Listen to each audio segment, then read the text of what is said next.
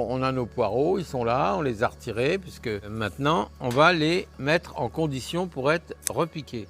Donc on va les feuilles et les racines, un petit coup à chacun. Je remonte pour que vous soyez bien conscients. Vous voyez les feuilles. Alors pourquoi les feuilles? Eh bien pour diminuer un petit peu l'évaporation et le fait qu'ils aient une meilleure reprise. Et le reste va se trouver comme ça. Alors après, on va aller les repiquer. Donc je vous montrerai les différentes façons qu'on va avoir de les mettre en terre. Il y a deux méthodes en gros. Donc je vous les montrerai sur place. Alors, bien entendu, avant de repiquer nos poireaux, il va falloir faire un petit traitement. Alors il y a plusieurs écoles là-dessus. Il y a ceux qui utilisent de l'eau de javel. Bon, moi je suis assez contre ça parce que je sais que ça a tendance quand même à dénaturer le sol. Donc je préfère des méthodes naturelles, des fongicides plus ou moins naturels, comme par exemple l'ail. Vous voyez, en plus c'est la période où on récolte l'ail. Donc on a de l'ail frais en ce moment. Donc vous voyez, on prend quelques cailloux d'ail. Voilà, on va les écraser. Alors on a plusieurs méthodes pour l'écraser. Vous pouvez avoir des râpes, vous pouvez avoir ce que vous voulez. Ce qui est important, c'est de faire en sorte que l'ail, vous voyez, il puisse dans l'eau. Vous voyez, là je suis dans un bol. Là dans ce bol, je vais mettre quelques gousses d'ail.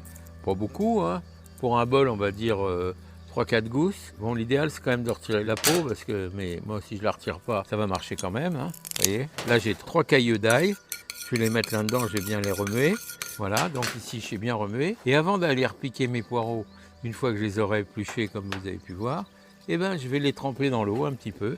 Alors ça, c'est pour désinfecter contre le ver du poireau. Donc, vous voyez, on va les mettre là, pas longtemps, mais une fois qu'ils auront bien trempé là, ça va être suffisant. Déconseiller les produits chimiques. Vous pouvez prendre des fongicides naturels si vous voulez. Mais l'ail, c'est parfait.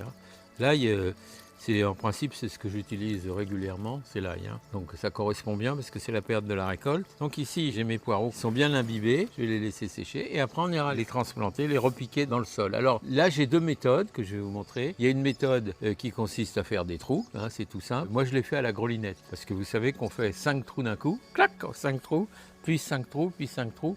Donc ça va assez vite dans les trous d'aller y mettre les poireaux. Comme ils ne sont pas très gros, on les met là et puis on rebouche un petit peu. Puis voilà, nos poireaux sont repiqués. Ils sont repiqués au bon écartement. C'est l'avantage avec la grelinette. Sinon, il y a une autre méthode, c'est de faire une petite tranchée, mais petite, un petite tranchée. On va disposer dans la tranchée nos poireaux, inclinés dans la tranchée, puisqu'on aura une partie plus inclinée que l'autre. On va les coucher comme ça, à bon écartement. Et après, on va ramener la terre dans la tranchée. La terre du bas, un petit peu celle du haut, mais il va s'en trouver qu'on va avoir des poireaux qui vont être un peu penchés aussi. Mais c'est pas grave, parce qu'ils vont se redresser naturellement tout seuls. Donc vous aurez, voilà, dans les deux cas, vous aurez un repiquage rapide et sans problème. Dernier point, certains aiment avoir des blancs de poireaux, plus importants. Plus vous allez l'enfoncer profond, plus vous aurez de blancs de poireaux. Vous aurez des poireaux plus blancs, donc si c'est ce que vous aimez, ne vous gênez pas, mais faites ça dans un sol suffisamment meuble pour permettre aux poireaux de se développer, évidemment. Donc voilà, c'est ce que je voulais vous dire. Et en dernière phase, on mettra un voile anti-insectes par-dessus, alors ou un voile de forçage,